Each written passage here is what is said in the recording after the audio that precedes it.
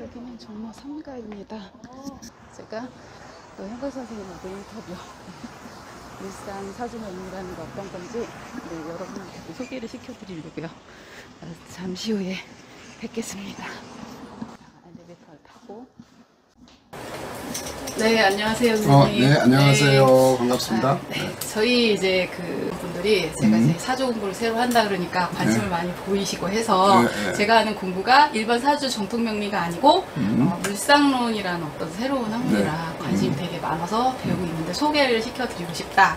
그래서 먼저 우리가 그냥 일반 정통 사주도 많이 하시잖아요. 근데 지금 하시는 학문이 어떤 차이가 있는지 잠시 소개 좀. 네, 그래.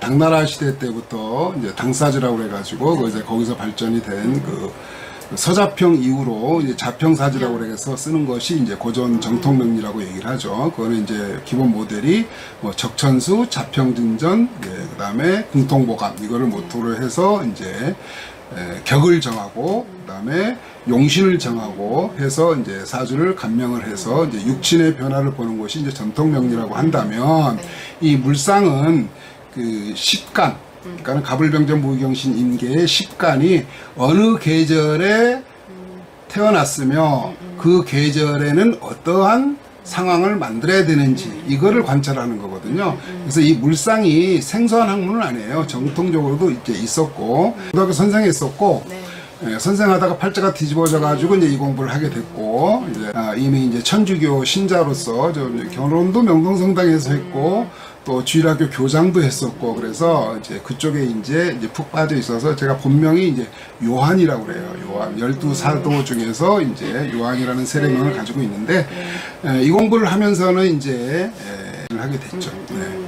또 어느 정도까지 사주하고 근사하다, 비슷하다 이제 그런 어떤 게 있나요? 뭐 일반적으로 다른 사람들이 얘기를 할 때는 뭐 사주는 뭐 한 60-70%밖에 안 맞는다라고 얘기를 해요. 근데 저는 90% 이상 적중률이 있다라고 보거든요. 그것은 이제 제 사주를 보고 제 사주를 감명을 했을 때 거의 다 맞는 것 같아요. 거의 다. 그래서 어느 시절에 이 공부를 시작했고 하는 것도 제 사주를 볼 수가 있어요. 제가 저는 공부하는 기간이 좀 짧아요. 2008년부터 이제 공부를 이제 시작을 했는데 그 대운이 2년 전부터 이제 시작을 했었고 쭉 공부를 하면서 더 깊은 공부를 해야 되고 다른 사람들한테 인지를 시킬 게 필요해서 이제 대학원에 진학해서 이제 박사를 이제 시작을 했고 또 박사 공부를 이제 취득을 했죠. 사주에는 관심이 있지만 기초가 전혀 없거나 근데 공부를 하고 싶은데 어떻게 하고 얼마나 해야지 어느 정도 볼 수 있냐 그런 질문을 많이 받거든요. 그러면서 그래서 이제 이 공부만 하루에 15시간씩 공부를 한 1년 한 반 정도를 했던 것 같아요. 그 시간으로 따지면은 뭐 한 7,000시간 정도 이상이 되겠죠. 그 정도를 하고 나니까 이제 좀 사주가 보이더라 이렇게 생각을 하죠. 정통명리만 공부를 했을 때. 근데 이제 제가 이제 이 물상 공부를 하면서 10년씩 15년씩 공부하셨던 분하고 이제 저하고 이제 저한테 공부를 하러 오신 분들이 있어요. 그렇게 이제 정통명리로 이렇게 헤매시던 분들이 오셔서 이제 이 공부를 하면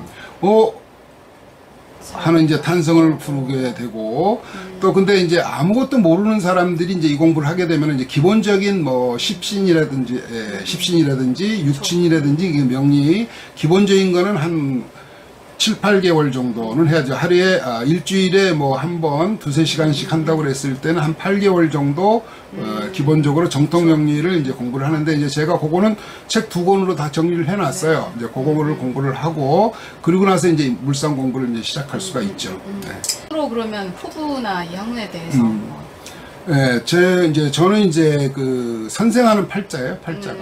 저는 팔자가 선생하는 팔자라서 또 강의를 할 때 또 제가 힘이 나고 또 옛날에 학교에 있을 때도 뭐 20년 동안 이제 교직에 있었지만 그래도 강의할 때만큼은 뭐 사람이 항상 좋은 일만 없잖아요. 그 집에서 부부싸움을 하고 나서도 학교 교문만 드러나면은 이제 싹 잊어버리고 애들한테 열중할 수 있었던 것은 이제 그런 타고난 팔자가 그런 끼가 있었기 때문에 그렇지 않나 이렇게 생각을 해요. 그래서 주로 이제 강의를 하죠. 강의를 위주로 해서 후학을 양성하는 것을 이제 주 목적으로 하고 또 제가 박사 논문이 그거예요. 전 국민이 이 명리를 공부를 하는 것이 좋겠다. 그래서 제 박사 논문 결론에 뭐라고 했냐면은 초중고등학교 교사들은 무조건 이 공부를 해야 된다. 해서 학생들의 진로 상담이나 그다음에 인성 상담이나 심리 상담을 할 때 이거를 적용하면은 더 이상 카운슬러가 필요가 없거든요. 네, 그렇게 생각합니다. 예, 그래서 사주를 그러면은 이제 저하고 같이 공부를 하게 되면은 약 700~800개에서 1000개 정도 사주는 이제 실제 감명을 하는 거죠. 실질적으로 감명을 했던 사람들의 사주를 보고 실관을 하는 거죠. 예, 그걸 배우고 싶었던 거는 좀 더 이렇게 친화적이고 쉽게 배우면서 그런 물상이라는 걸 제가 듣기는 들었는데 실질적으로 선생님을 뵌 적이 별로 없었어요. 네. 근데 이제 어떻게 인연이 돼서 이렇게 만나 뵀는데 풀이 과정을 보면서 굉장히 회화적이다라는 느낌이 들었거든요. 그림처럼 막 이렇게 보여지는 그게 굉장히 매력적이었고 또 저 스타일이 또 이론에 막 이렇게 얽매여 있는 것 자체가 싫어서 큰 그림을 보고 흐름을 보는 걸 이렇게 굉장히 즐겨해서 기문도 사실 흐름을 보는 거거든요. 그 틀의 그림을 그런 면에서 상당히 관련이 좀 있고 지금까지 또 선생님께서 또 워낙 또 잘 가르치시고 이해가 되게끔 쏙쏙 해주시니까 그랬어요? 네, 지금 배우는데 정말 저는 재밌게 지금 배우고 있어서 이거를 배우고자 하는 분들한테 좀 알리고 싶어서 또 저는 이제 어떤 선택과 뭐 판단은 이제 우리 방 분들이 하지만 그렇죠. 제가 봤을 때 좋으니까 이거 너무 좋아 한번 봐봐라고 제가 보여주는 입장이기 때문에 이제 여러분들이 이제 들어보시고 나중에 이제 제가 선생님 풀이 과정을 몇 개를 이렇게 넣을 거예요. 이런 게 물상 풀이다 이런 걸 제가 이제 넣어드릴 거기 때문에 저런 거구나 그럼 이해가 조금 되실 거예요. 그래서 사주가 정말 변할 수 있을까 개운을 할 수 있을까가 저의 숙제이기도 하고 앞으로도 제가 이 문제를 풀어 나가야 되는 부분이거든요. 네. 선생님은 이제 그 부분에 대해서 어느 정도 지금 사주가 나쁘다. 그러면은 이거를 바꾸려면 어떻게 해야 되느냐? 그게 곧 개운법이거든요. 그쵸. 그래서 개운할 수 있는 것을 주로 해서 공부를 하는 것이 이제 이 공부죠. 예를 들어서 뭐 일찍 고향을 떠나야지 좋은 팔자라든지 아니면은 절대 고향을 떠나면 안 되는 팔자가 다 있어요. 네. 그런데 그걸 모르고서 일찍 고향을 떠났다든지 아니면 또는 뭐 주구장창 부모 밑에서 캥거루 찾기처럼 이렇게 산다면은 그건 팔자가 바꿔줄 수가 없죠. 그거를 이제 알려줘야죠. 왜 재관을 위주로 해서 개운할 수 있는 방법이 무엇인가를 이제 공부하는 것이 이제 이 공부이고 그 다 사주의 그릇이 다르다는 거죠. 그걸 제가 다 가르쳐 드릴 수는 없고 기본적으로 이렇게 본다라는 거를 이제 가르쳐 드리면 지금 상대면 한 1년 4개월 그러니까 16개월 정도 하면은 청강과 지지는 어느 정도 끝나죠. 그 외에 이제 변형하는 것은 이제 특수격 같은 것은 따로 또 공부를 해야 되죠. 이제 그거는 이제 심화 과정으로 들어가게 되는데 기본적인 것만 해도 길거리에서 로드샵 하는 사람들보다는 훨씬 이거는 이제 그 초급 중급을 넘어서 정말 고수가 되는 길에 제가 발판을 놔드리는 것이다 이렇게 생각하시면 될 것 같아요. 본인이 가장 중요한 게 우리가 개운 얘기를 했지만 인생의 선택에 따라서 내 운명도 바꿀 수 있다는 게 굉장히 중요한 그렇죠. 부분이잖아요. 네. 사실 모르면은 바꿀 수가 없거나 힘들어지는데 그럼요. 알면 조금씩 도움을 받고 비껴나갈 수도 있고 그러거든요. 네.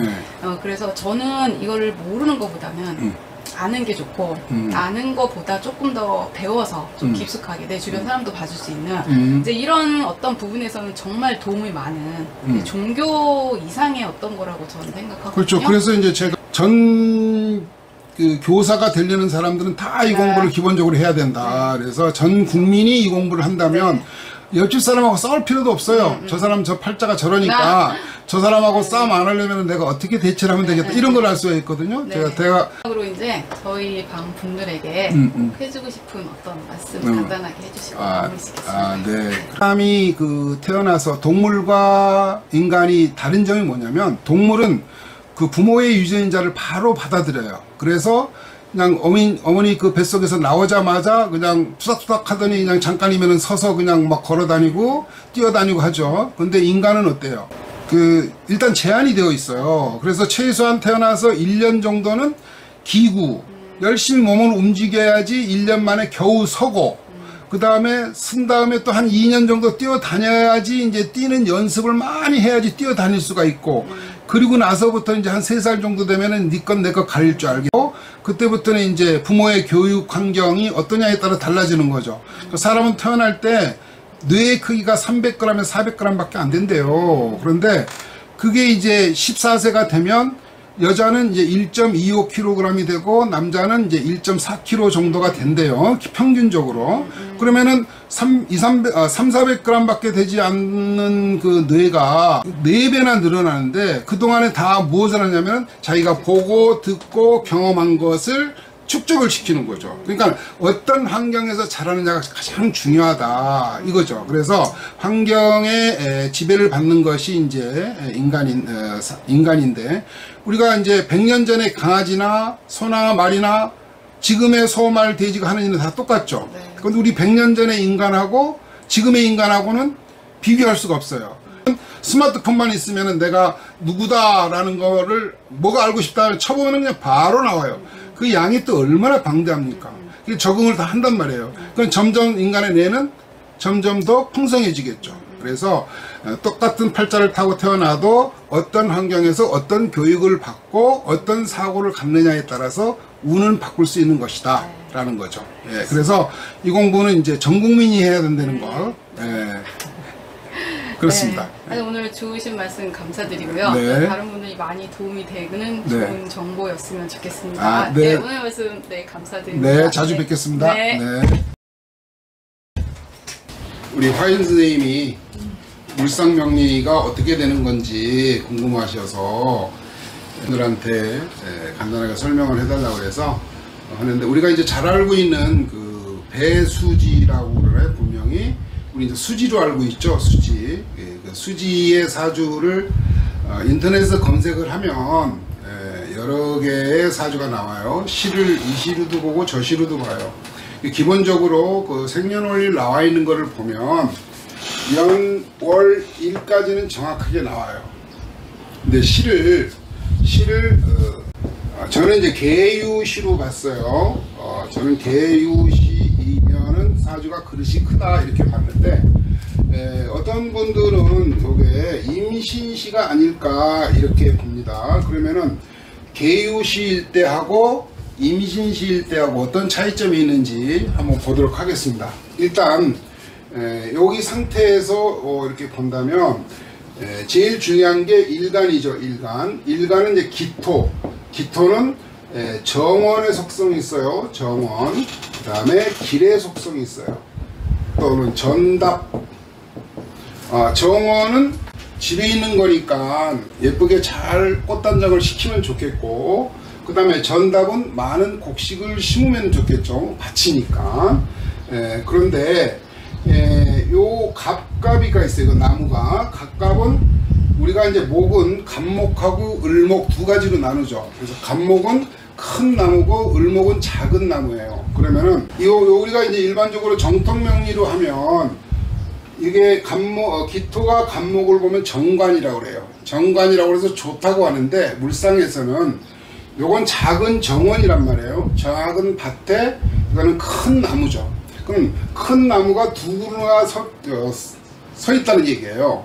그러면은 일반적으로 우리가 풍수적으로, 제가 이제 풍수도 이제 강의를 하고 하는데, 풍수적으로 봤을 때 앞마당에다가 우리 지붕보다 더 높은 큰 나무, 더 큰 나무를 심게 되면 그거를 우리는 풍수적으로 흉가라고 그래요. 흉가. 그래서 지붕을 넘지 않게 나무를 잘라주거든요.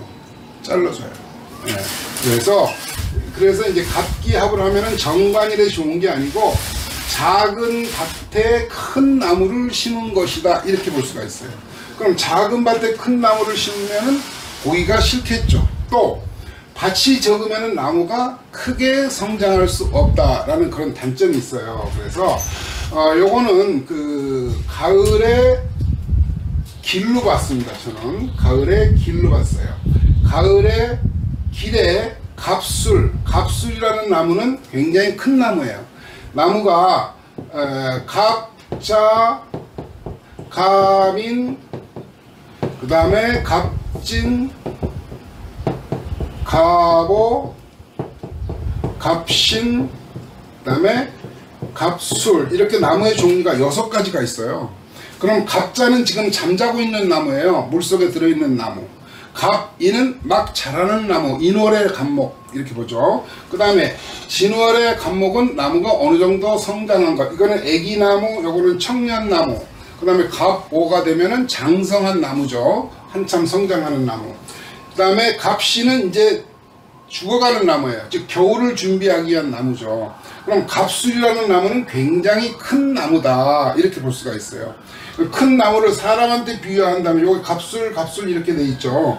그러면은 중년 이상의 남자 뭐 이렇게 볼 수 있어요. 이상의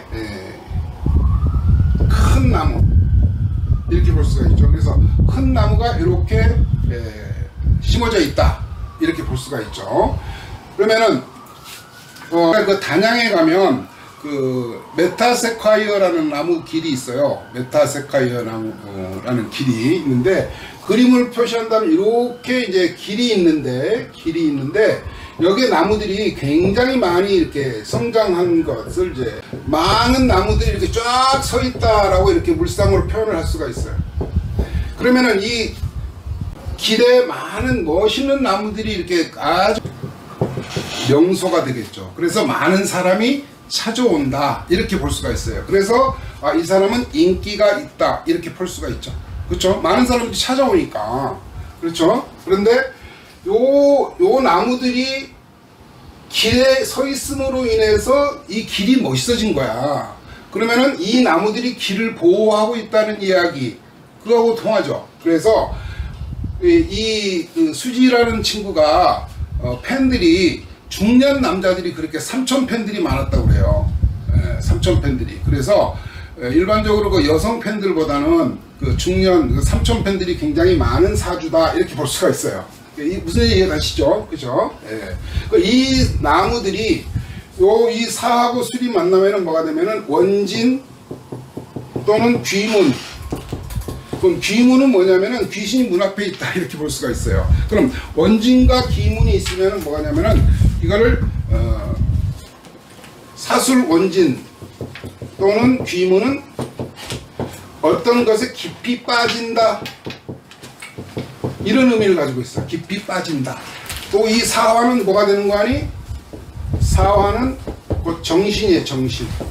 그렇죠. 그러니까 정신적으로 많이 빠진다 이런 얘기죠. 그래서 수지의 미모나 노래에 3천 팬들이 깊이 빠지는 거죠. 열혈 팬이 된다 뭐 이렇게 볼 수가 있죠. 그래서 일반적으로 이 사술 귀문이 있게 되면은 사람이 굉장히 정신적으로 신경이